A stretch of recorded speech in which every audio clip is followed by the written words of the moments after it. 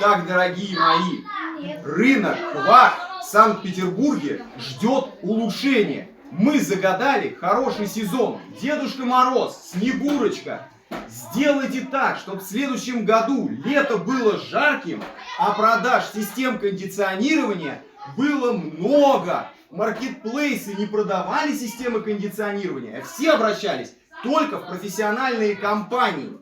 Дедушка Мороз. Исполнено! Исполнено! Благодарим вас! Хорошего Нового года!